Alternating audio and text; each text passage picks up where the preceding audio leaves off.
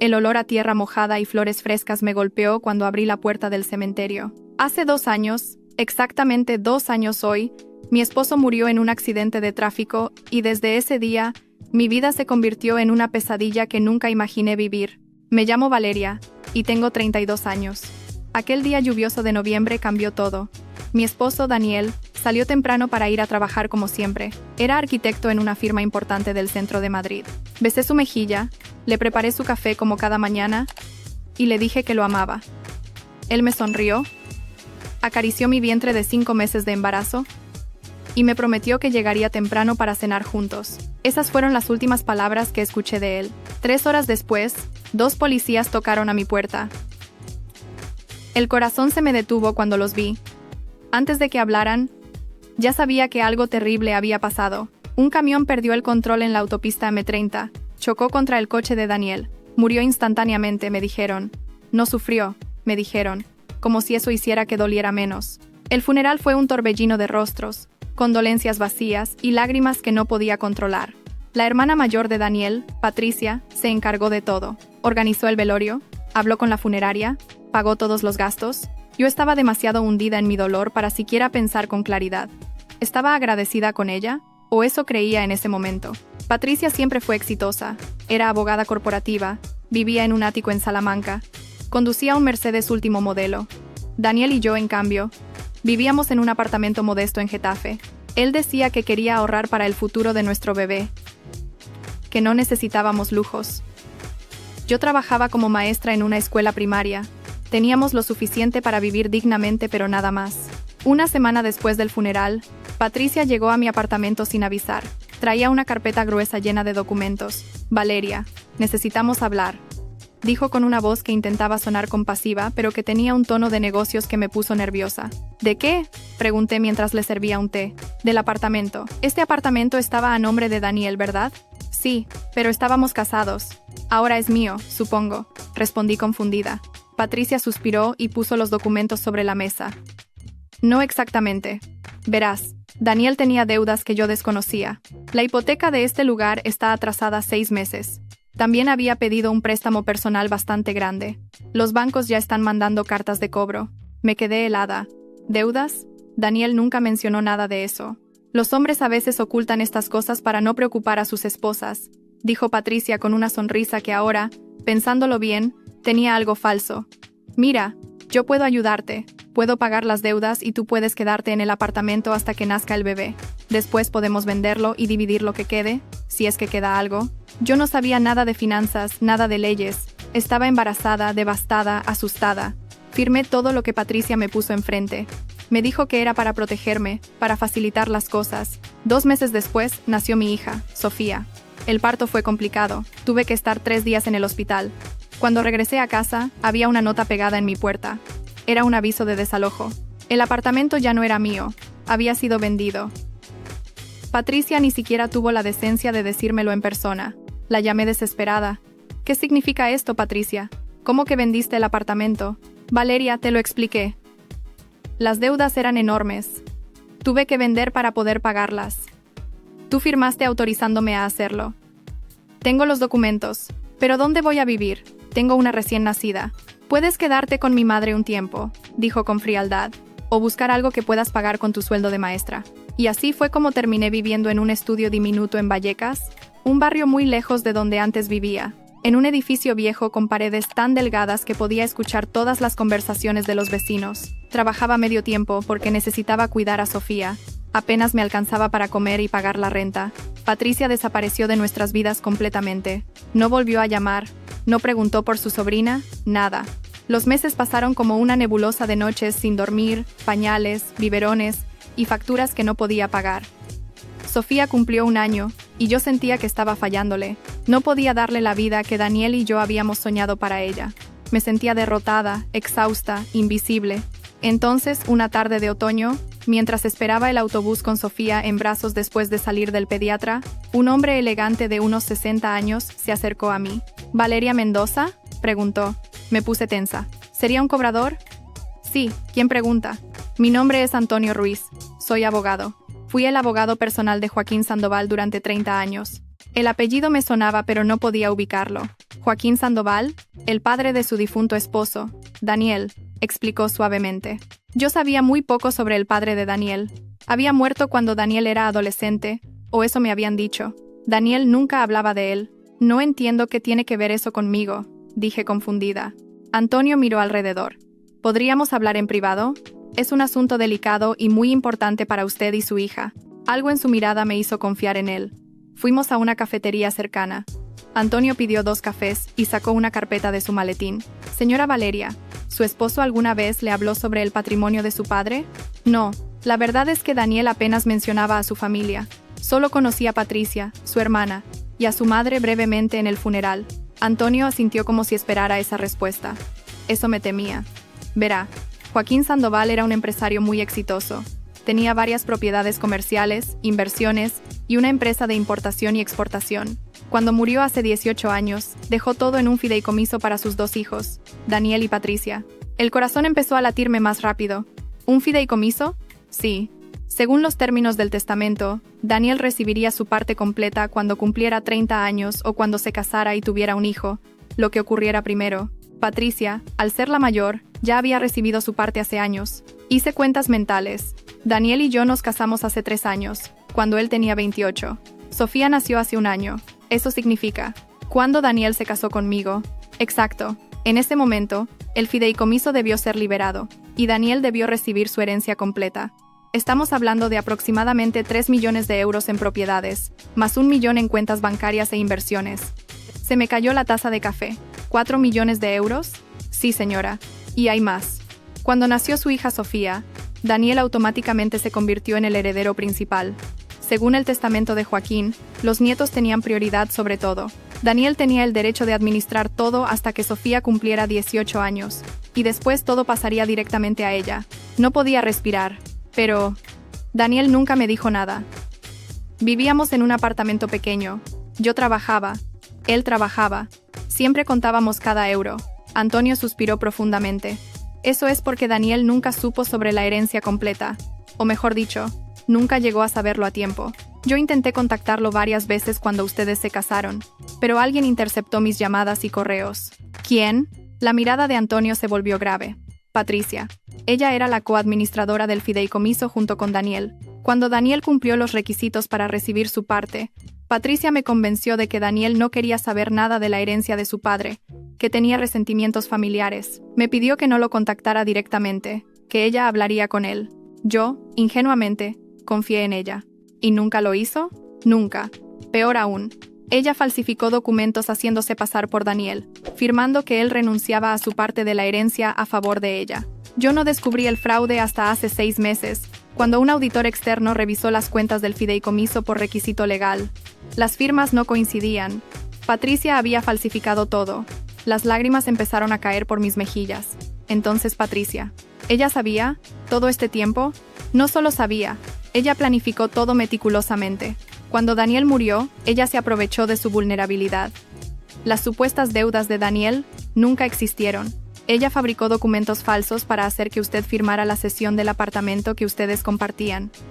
Luego lo vendió por 300.000 euros y se quedó con todo el dinero. Me tapé la boca para no gritar en medio de la cafetería. Sofía dormía en mis brazos, ajena a que su tía había robado su futuro entero. ¿Por qué me está contando esto ahora?, pregunté entre sollozos. Porque acabo de recibir la orden judicial que confirma el fraude. Patricia está siendo investigada por falsificación de documentos, apropiación indebida y fraude. Pero más importante aún, como viuda de Daniel y madre de Sofía, usted es la heredera legítima de todo el patrimonio de los Sandoval. No podía creerlo. 2 años viviendo en la miseria, luchando por darle de comer a mi hija, mientras Patricia vivía en su ático de lujo con el dinero que nos pertenecía. ¿Qué tengo que hacer?, pregunté limpiándome las lágrimas. Durante los siguientes meses, Antonio me guió a través del proceso legal. Demandamos a Patricia por fraude, falsificación y robo. Al principio, ella negó todo. Contrató a los mejores abogados de Madrid. Intentó intimidarme. Incluso me amenazó diciendo que yo había firmado voluntariamente todos los documentos y que nadie me creería. Pero Antonio tenía pruebas. Expertos en grafología confirmaron que las firmas en los documentos de renuncia a la herencia eran falsas. Los bancos proporcionaron registros que mostraban transferencias sospechosas de las cuentas del fideicomiso a las cuentas personales de Patricia. Incluso encontramos correos electrónicos entre Patricia y un contador corrupto, donde planificaban cómo ocultar la herencia de Daniel. El juicio duró 8 meses. Cada día en la corte era agotador. Ver a Patricia sentada al otro lado de la sala, vestida con sus trajes caros comprados con nuestro dinero, fingiendo inocencia, me hacía hervir la sangre. Pero yo tenía que ser fuerte por Sofía. Hubo un momento en el juicio que nunca olvidaré. El fiscal le preguntó a Patricia directamente, ¿por qué engañó a su cuñada haciéndole creer que su hermano tenía deudas?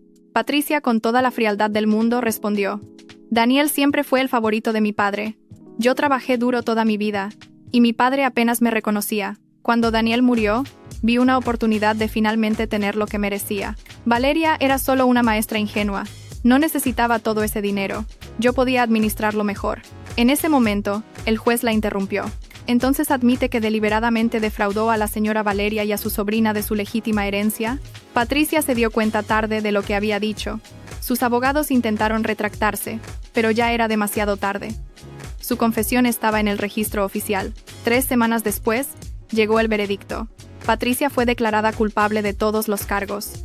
La sentencia fue de 6 años de prisión más la restitución completa de todo lo robado, incluyendo intereses y daños. También perdió su licencia como abogada y tuvo que vender su ático, su coche y todas sus propiedades para pagar las multas y la restitución. El día que recibí la transferencia bancaria con el dinero de la herencia, me senté en el piso de mi pequeño estudio con Sofía en mi regazo y lloré. Pero no eran lágrimas de tristeza, eran de alivio, de justicia, de esperanza. Con el dinero, lo primero que hice fue comprar un apartamento luminoso de 3 habitaciones en Chamberí, cerca del Parque de Santander, donde podría llevar a Sofía a jugar. Contraté a una niñera de confianza para poder volver a trabajar tiempo completo. Porque aunque ahora tenía dinero, enseñar siempre fue mi pasión y no quería abandonarlo.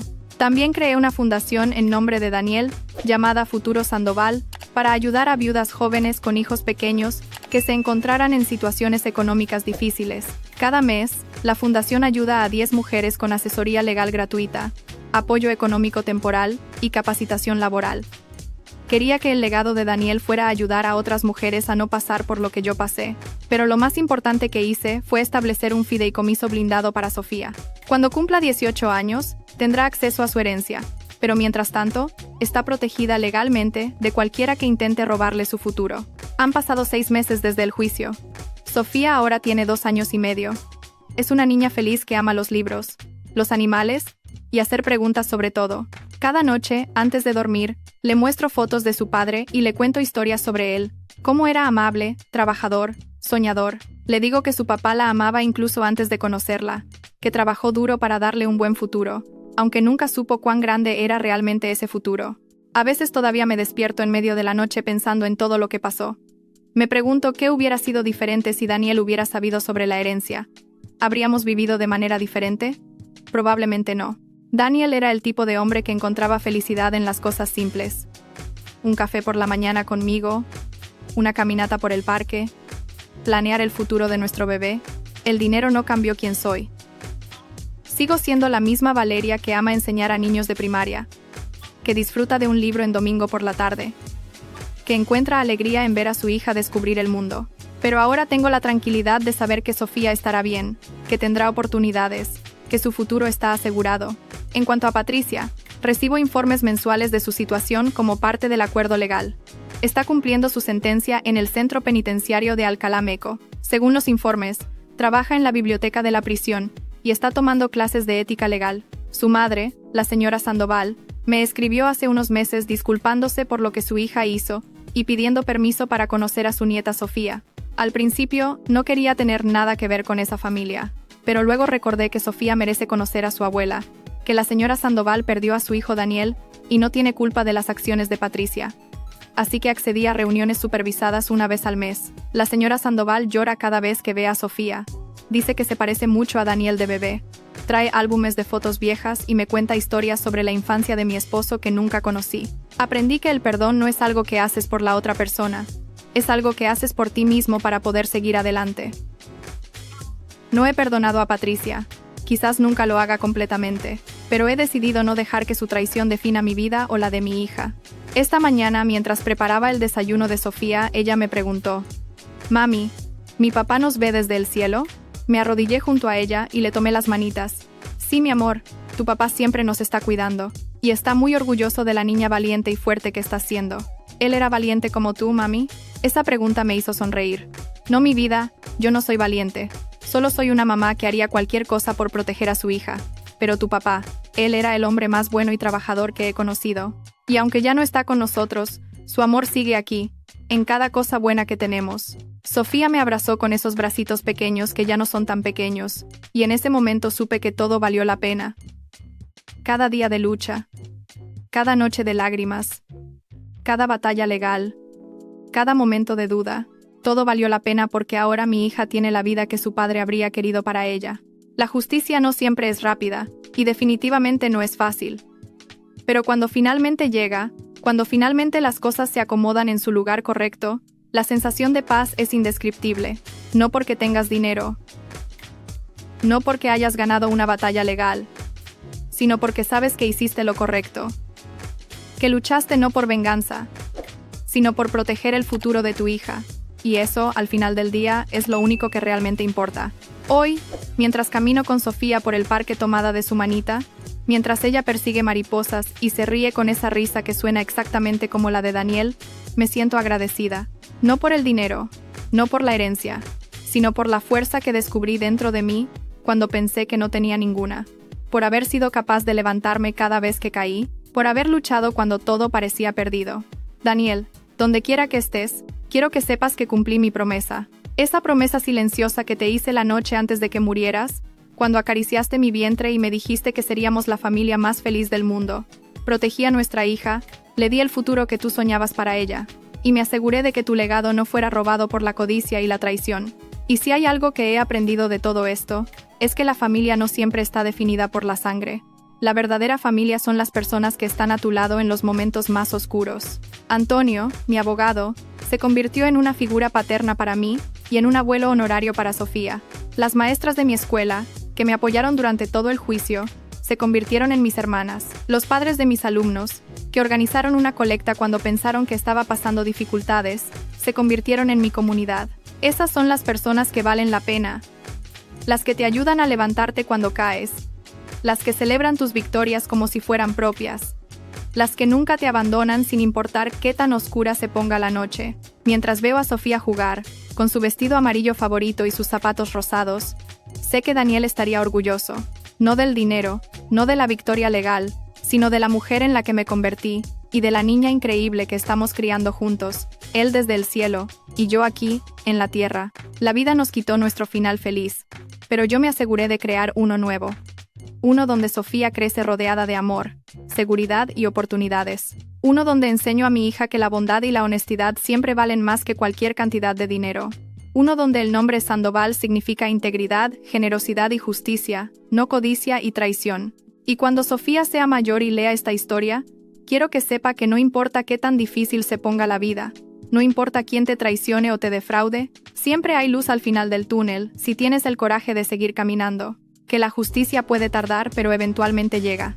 Y que el amor verdadero, como el que su padre nos tenía, nunca muere. Simplemente se transforma en la fuerza que nos impulsa a seguir adelante, a ser mejores, a luchar por lo que es correcto. Esta es nuestra historia. Una historia de pérdida y traición.